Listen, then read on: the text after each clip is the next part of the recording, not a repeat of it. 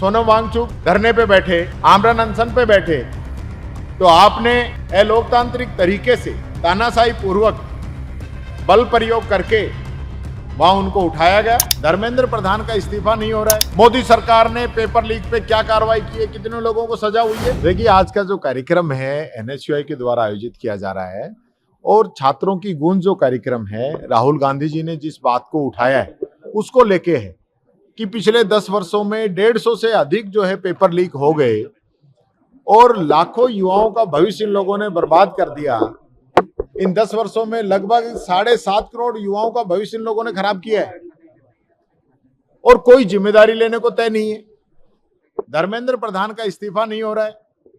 NTA के अंदर उन्होंने नियुक्ति की और लगातार 3 साल से एनटीए के अंदर पेपर लीक होता रहा।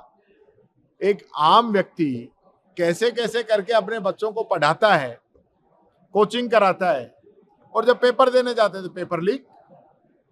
पूरी इस बीजेपी गवर्नमेंट की इसके अंदर मिली भगत है।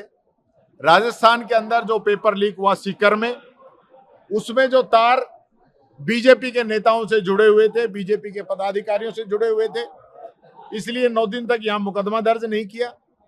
बाद में सीबीआई को मामला देके और मामले को ठंडा कर दिया गया। मैं पूछना चाहता हूं, पिछले 10 वर्षों में मोदी सरकार ने पेपर लीक पे क्या कार्रवाई की है, कितने लोगों को सजा हुई है। एक आदमी को सजा नहीं हुई है, एक आदमी को 7.5 करोड़ युवाओं का भविष्य बर्बाद कर दिया। आज भर्तियों के नाम पे युवाओं को छला जा रहा है। यहां विज्ञप्ति निकलती है और भर्तियां होती नहीं है। बच्चे मेहनत करते हैं, भर्तियां कोर्ट में चली जाती हैं। ये कोई सिस्टम नहीं है। इस सरकार ने 4 लाख भर्तियों की घोषणा की थी। कितनी भर्तियां कर दी, कितनी भर्तियां कर दी, मैं पूछना चाहता हूं। और आज जो हालात बने हुए हैं पेपर लीक को लेकर, सोनम वांगचुक धरने पे बैठे, आमरण अनशन पे बैठे, तो आपने 20 दिन तक कोई कार्रवाई नहीं की। कोई आपका मंत्री, आपका पदाधिकारी, आपका कोई अधिकारी सरकार का वहां गया नहीं। और जब पूरे देश से उसको समर्थन मिलने लगा तो आप लोगों को चिंता होगी, क्योंकि 20 तारीख से आपका सेशन आ रहा है। आप उसकी वजह से अलोकतांत्रिक तरीके से तानाशाही पूर्वक बल प्रयोग करके वहां उनको उठाया गया। वहां जो लोग थे उन पे लाठियां बरसाई गई। ये लोकतंत्र के अंदर नहीं है। हम गांधी जी की बात करते हैं, गांधी जी को मानते हैं, तो गांधी जी ने कहा कि अहिंसा का रास्ता अपनाओ। आज सोनम जी ने अहिंसा का रास्ता अपनाया। गांधी जी ने देश की आजादी के लिए अनशन किए, वो बच्चों के लिए अनशन कर रहा था। पेपर लीक माफियाओं पे कार्रवाई करने के लिए अनशन कर रहा था। धर्मेंद्र प्रधान के इस्तीफे के लिए अनशन कर रहा था। वो चीज भी आपको नजर नहीं आती। एक वो है इंदिरा गांधी जी, जब सोनम वांगचुक के पिताजी ने भी इस प्रकार का अनशन किया तो इंदिरा जी ले के अंदर जाके उनका अनशन तुड़वा के आई थी। आज तो कुछ किलोमीटर पे है, 10 मिनट का रास्ता है। मोदी जी चाहे तो 2 मिनट में अनशन टूट सकता था, और नहीं भी जाएं, धर्मेंद्र प्रधान को हटाते तो भी अनशन टूट सकता था। लेकिन इस देश के अंदर लोकतंत्र को कमजोर किया जाए। बाबा साहब अंबेडकर ने जो संविधान हमें दिया, जो जनता की मजबूती के लिए था, उस संविधान को ये लोग कमजोर कर रहे हैं। इन लोगों की मंशा है, बार बार ये बात कहते हैं कि 400 पार 400 पार संविधान में संशोधन। तो ये मंशा क्या है? ये यही है कि आज लोकतंत्र के अंदर तानाशाही हम करें। आप देखिए, लोग चुने किसी पार्टी से जाते हैं और शामिल किसी पार्टी में हो जाते हैं। लोकतंत्र का हनन नहीं है तो क्या है? अलोकतांत्रिक तरीके से आज जो सरकार इस देश के अंदर युवाओं पे जुल्म कर रही है, उस सरकार को सीट छोड़नी पड़ेगी। आने वाले समय में ये जनता उनको माफ नहीं करेगी। राम नाम क्या है के नाम पे आए और राम मंदिर में ही चंदा चोरी हो रही है। बीजेपी एक शब्द नहीं बोल रही है, आरएसएस एक शब्द नहीं बोल रही है। क्यों नहीं बोल रहे हो भाई? सनातन पे इतना बड़ा हमला हुआ है, लोगों की आस्थाओं पे इतना बड़ा हमला हुआ है।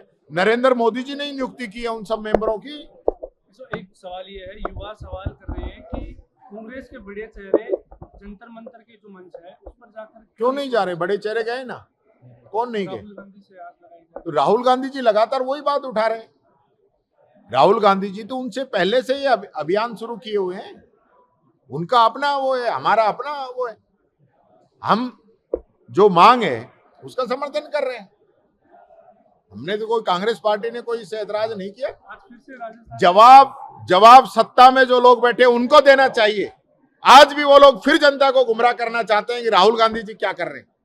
राहुल गांधी जी जनता की आवाज उठा रहे। कल भी देहरादून के अंदर युवाओं के बीच में गए थे। जवाब तो मोदी जी को देना चाहिए। 20 दिन से क्यों नहीं गए? क्यों इनके मंत्री नहीं गए? क्यों उनकी बात को नहीं सुना? क्यों अलोकतांत्रिक तरीके से वहां पे लाठीचार्ज करके उनको उठाया? यानी कि ये अजीब बात है इस सरकार के अंदर, बीजेपी के अंदर, कि जब कांग्रेस का राज है जब भी कांग्रेस जिम्मेदार है, और जब बीजेपी का राज है और ये तानाशाही कर रहे हैं जब भी कांग्रेस जिम्मेदार है। ये तो बड़ी अजीब सी बात है। जवाब तो मोदी जी को देना चाहिए। सर, केजरीवाल जी भी कल वहाँ गए थे कदिया परसों, तो अन्ना हजारे जी भी पहले साथ दिया था। ये वही अनशन था, फिर अन्ना हजारे वाला वापस वही हो रहा है। देखिए, वो अनशन उससे इसकी तुलना नहीं कर सकते। उस समय इन्होंने अनशन किया, हमारी गवर्नमेंट थी, हम लोगों ने वार्ता की, हमारे 3 मंत्री इनसे वार्ता करने के लिए गए। हम लोकपाल की जो डिमांड कर रहे थे उसको लागू किया, लेकिन लोकपाल लागू कहां नहीं हुआ? गुजरात में लागू नहीं हुआ। वहां निर्भया कांड की बात थी, उसके लिए राहुल गांधी जी ने जो किया कोई कर नहीं सकता। कांग्रेस पार्टी ने निर्भया फंड बनाया, दूसरा ये लोग उसको खर्च नहीं कर सकते। हम लोगों ने जो डिमांड थी उस समय वो मानी थी। हमने संवाद किया था, वार्ता की थी, हमारे मंत्री गए थे, हमारे अधिकारी गए थे, और जो डिमांड लोगों की थी उस पर विचार किया था। और उस समय तो झूठा माहौल बनाया गया था। कहां गए 2G स्पेक्ट्रम, 3G स्पेक्ट्रम कहां गए? कहां गया कोल घोटाला? आज जिन लोगों ने ऑडिट के अंदर इनको घोटाला बताया था वो माफी मांग रहे हैं कि नहीं, हमसे गलती हो गई थी, ऐसा कोई घोटाला नहीं हुआ। तो ये तो सिर्फ देश को उस समय भ्रम की स्थिति के अंदर लाने के लिए इन लोगों के द्वारा सारा किया गया था। नहीं, अन्ना हजारे जी आज क्यों नहीं आ रहे? आज क्यों नहीं आ रहे? अरविंद केजरीवाल जी ने ये कहा था कि मैं कोई राजनीति के अंदर नहीं आऊंगा। जब वो धरने पे बैठे थे, उसके बाद पूरा राजनीति पार्टी बन गई, चीफ मिनिस्टर बन गए, ये सारी स्थिति रही। तो ये दिखावा करने वाले लोग हैं, इनका कोई सिद्धांत नहीं है।